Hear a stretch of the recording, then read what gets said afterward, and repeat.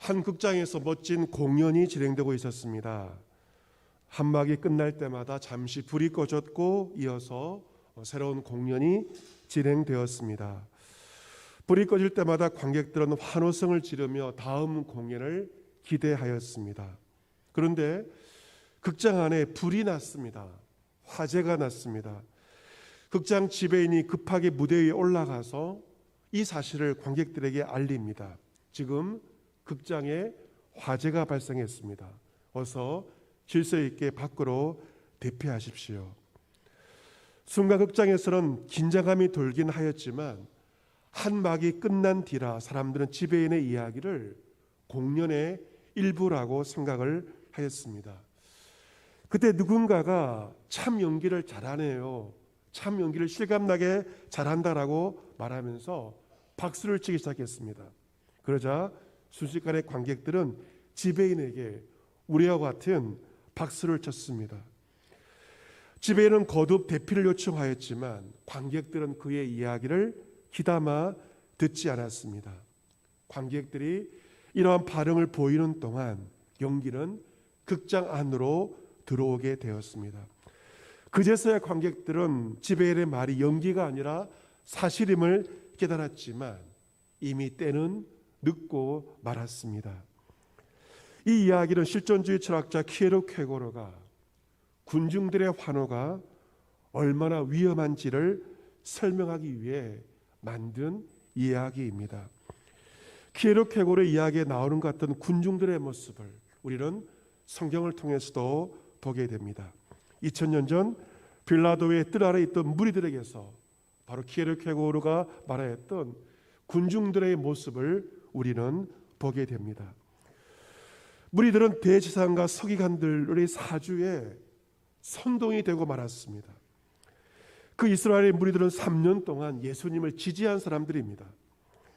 많은 무리들이 예수님을 지지하였기에 예수님을 반대하였던 대제사장들과 서기관들과 장로들은 예수님을 해하지 못하였던 것이죠. 그들의 지지가 언제 절정에 이르렀습니까? 바로 예수님께서 나귀를 타고 예루살렘 성에 입성하셨을 때 절정에 달했습니다.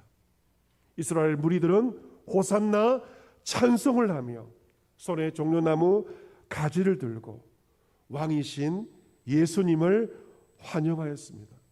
그런데 3년 동안 지지하였고 며칠 전만 하더라도 예수님을 지지하였던 무리들이 며칠 만에 순식간에 예수님에게서 뒤돌아선 것입니다. 무리들은 이제 예수님이 아니라 대제사장, 서기관들과 장로들에게 선동을 받아 그들을 동조합니다. 무리들은 세 가지의 제목으로 예수님을 총독 빌라도에게 고발하게 됩니다. 첫 번째 제목, 이 사람이 우리 백성들을 미혹한다. 거짓된 고발입니다. 두 번째, 가이사 로마 황제에게 세금 바친 것을 금합니다. 세 번째, 자칭 왕이며 그리스도로 한다는 세 가지의 제목으로 예수님을 고발합니다. 총독 빌라도가 보기에 이 무리들의 고소는 죄가 되지 못하였습니다.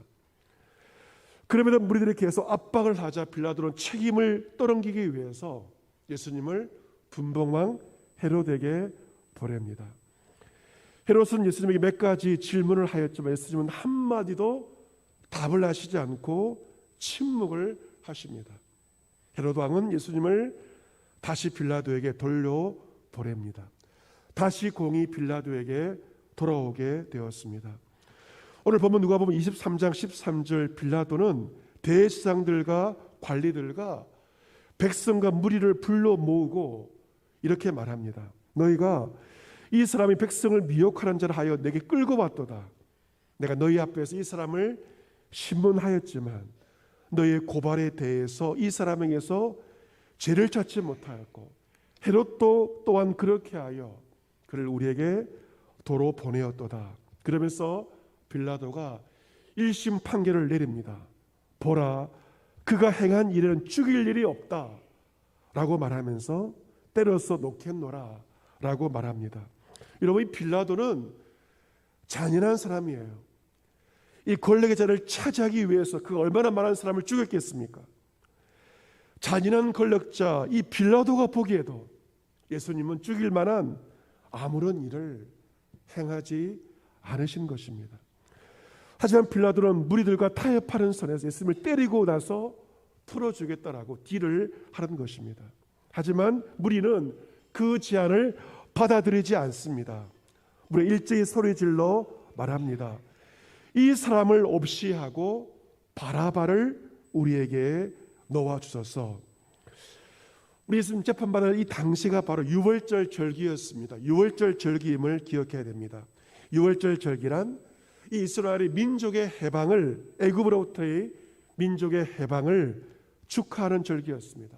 400년 애굽의 식민 지배를 받았던 그들이 민족의 해방을 축하하는 가장 중요한 절기가 유월절 절기였습니다. 우리나라가 일제 36년간의 압제로부터 해방된 광복절과도 같은 절기가 유월절 절기입니다. 우리나라 광복절에 특별 사면 제도가 있는 것처럼 이스라엘도 이 유월절에 죄수를 풀어주는 사면 제도가 있었습니다. 무리들은 요구합니다. 예수를 없이 하고 바라바를 풀어달라고, 바라바를 사면해 달라고 요구합니다. 이 바라바가 어떤 사람인지가 본문 18절에 나오죠. 바라바는 밀란과 살인으로 말미암아 감옥에 갇힌 자입니다.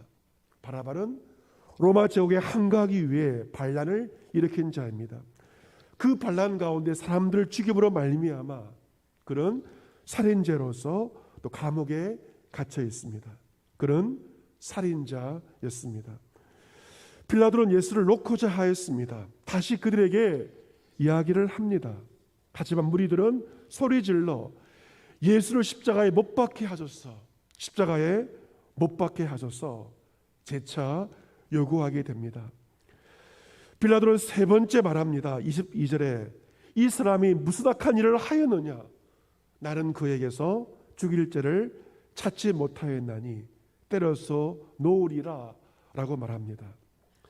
그때 군중도 무리들은 세 번째로 큰 소리로 재촉합니다. 예수를 십자가에 못 박기를 구합니다. 결국 빌라도는 그들이 구하는 대로 하기를 언도합니다. 1심, 2심, 3심을 통해서 3심 최종 결정을 한 것입니다. 결국 무리의 소리가 이겼습니다. 백성들의 소리가 이기고 말았습니다. 본문 25절 총독 빌라도는 그들이 요구하는 자 밀란과 살인으로 말미암아 옥에 갇힌 자 바라바를 놓아주고 사면을 하게 됩니다. 예수를 넘겨주어 그들의 뜻대로 하게 합니다. 이 총독 빌라도는 예수에게 죄가 없는 것을 분명 알았습니다. 하지만 이스라엘 백성들 무리들의 요구에 따라 살인자 바라바를 놓아주고 예수를 넘겨주어 그들의 뜻대로 하고 말았습니다. 우린 지난주 대통령 선거를 치루었습니다. 이 선거 역시 하나의 선택이며 국민의 선택입니다. 출마한 후보자들 가운데 한 명의 후보를 대통령으로 국민들이 선출을 하는 것입니다. 비호감 대선이라고 알려진 이번 선거에서 무효표가 적지 않았다고 합니다. 무효표란 누구도 선택하지 않는 표, 무효표가 많았다는 것입니다. 하지만 선거는 결국 누구 한 사람을 선택할 수밖에 없는 것이죠. 이번 선거 초박빙의 승부였고 잠도 안 자고 볼 정도의 피를 말리는 그러한 승부였습니다. 2000년 전 이스라엘 백성들의 선택지는 두 가지였습니다. 바라바냐 예수냐, 예수냐 바라바냐. 이번 선거가 초박빙이었지만 2000년 전 이스라엘의 민심은 압도적으로 쏠렸습니다. 무리의 선택은 바로 바라바였습니다. 살인자 바라바를 백성들이 선택하는 것입니다. 살인자 바라바를 살리기 위하여 죄가 없으신 하나님의 아들 예수님을 죽이기로 백성들은 한마음으로 선택을 한 것입니다. 우리들은 그것이 얼마나 큰 잘못된 선택인지를 알지 못하고 누군가의 선동에 따라서 그러한 선택과 결정을 하게 됩니다. 죄인 바라바는 놓아주고 예수를 넘겨줌으로 말미암아 바라바는 살게 되었고 예수님은 죽게 되었습니다. 이런 왜 무리들이 바라바를 선택하였을까? 이유가 있지 않겠습니까? 우리 예수님은 공생의 사역 시작부터 마지막까지 이 땅에 하나님 나라를 선포하시고 하나님 나라 복음을 선포하셨습니다. 회개하라, 천국이 가까이 왔느니라. 때가 찼고 하나님의 나라가 가까이 왔으니 회개하고 복음을 믿어라. 하나님의 복음을 예수님은 전파하셨습니다. 예수님은 이 복음 사역을 하면서 폭력을 사용하지 않으셨습니다. 남을 죽이기보다는 자신이 죽는 십자가의 길을 예수님은 선택하신 것입니다. 그런데 그 당시 이스라엘의 가장 큰 과제는 이스라엘 나라의 정치적인 회복이었습니다. 왜냐하면 이스라엘은 그 당시 무려 400년간 외세의 지배 가운데 있었습니다. 그 상황 가운데 바라바라는 사람은 이스라엘 나라의 정치적인 회복을 도모한 것입니다. 사람들 규합하였고 밀란을 일으켰습니다. 그 이스라엘의 정치적 회복을 이루는 과정에서 폭력을 이용하였고 살인까지 자행을 하게 되었습니다. 예수님이냐 바라바냐, 이 선택의 상황에서 2000년 전 이스라엘 백성들의 선택은 예수님이 아니라 바라바였습니다. 무리들은 예수가 선포한 하나님의 나라가 아니라 이스라엘 나라의 정치적 회복을 선택하고 만 것입니다. 여러분, 여러분께 2000년 전 그 빌라도의 뜰 아래 있었다면, 빌라도의 법정에 있었다면 여러분은 누구를 선택하셨을까요? 예수님을 선택하였을까요? 아니면 바라바를 선택하였을까요?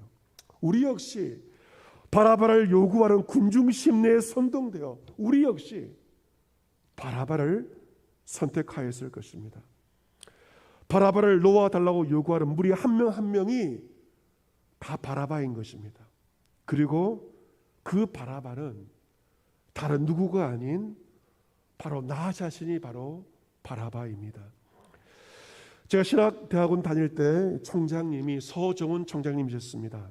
지금은 명예총장님으로 계십니다.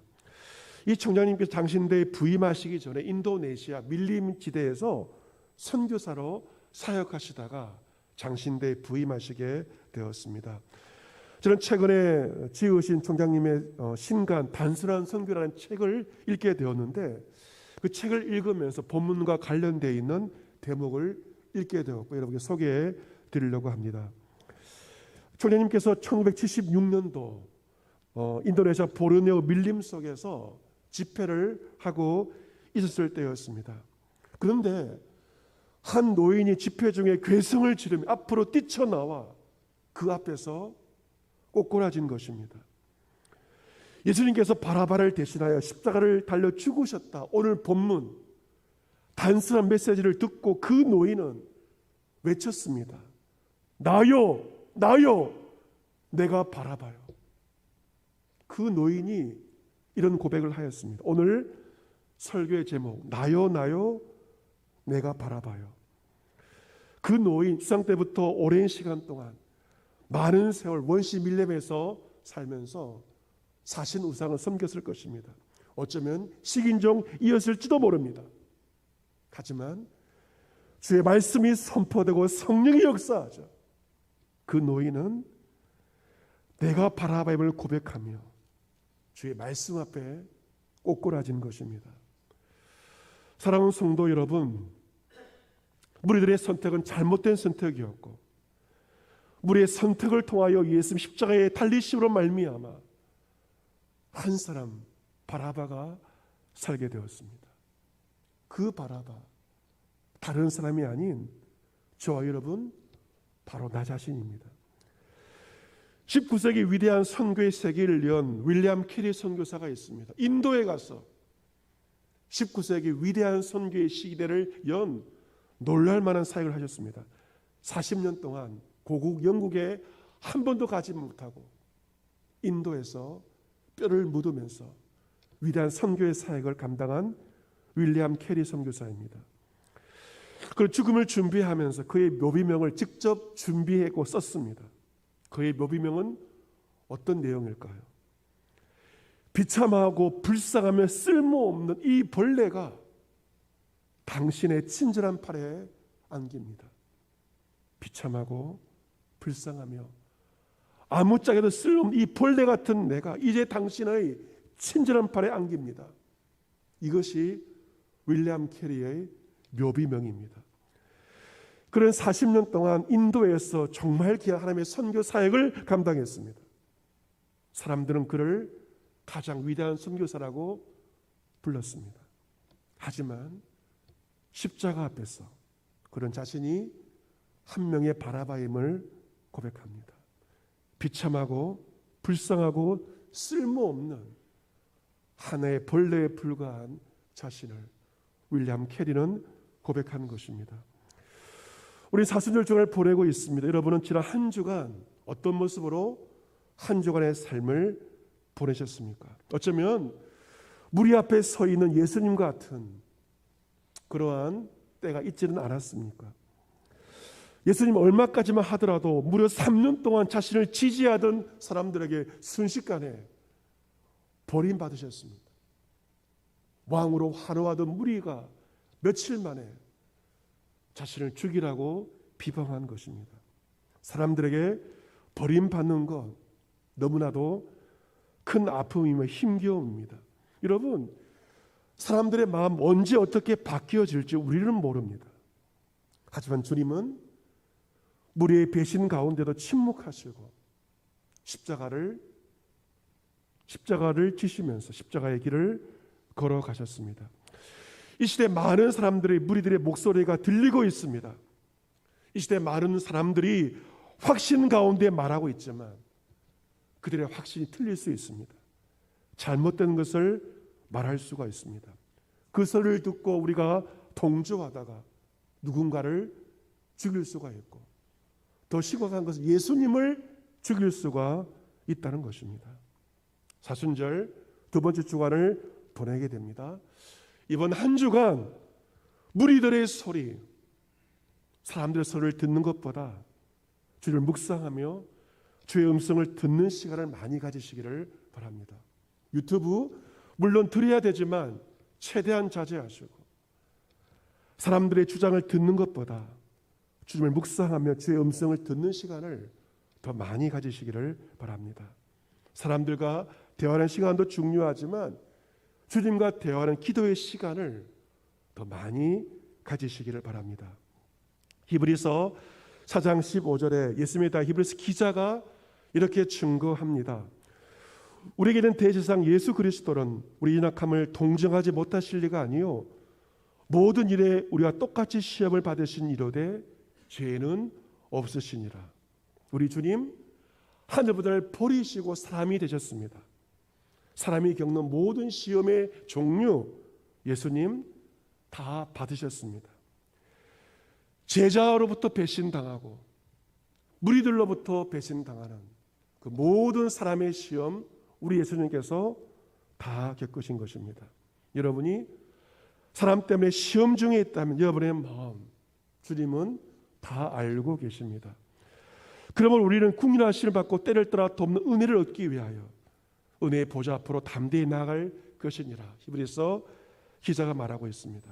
여러분, 시험은 만만치가 않습니다. 그러나 시험을 이기신 주의 은혜를 공급받을 때 우리는 시험을 이겨내며 주님 걸어가신 십자가의 길을 묵묵히 걸어갈 수가 있습니다. 사람들로부터 시험을 받은 그 순간에 은혜의 보좌 앞으로 더 가까이 나아가시기를 바랍니다. 때를 따라 돕는 그 은혜를 의지하여 모든 시험을 이겨내시고 오직 한 길, 주의 길만을 걸어가시기를 바랍니다. 바라바 같은 나 같은 죄를 살리시기 위하여 나 대신 십자가에 달리신 주 예수 그리스도 놀라우신 그 은혜를 기억하며 때를 따라 도우시는 그 은혜를 의지하여 주님 걸어간 십자가의 길을 이번 한 주도 묵묵히 걸어갈 수 있는 저와 여러분 모두가 될 수 있기를 주 예수 그리스도의 이름으로 축복합니다. 아멘.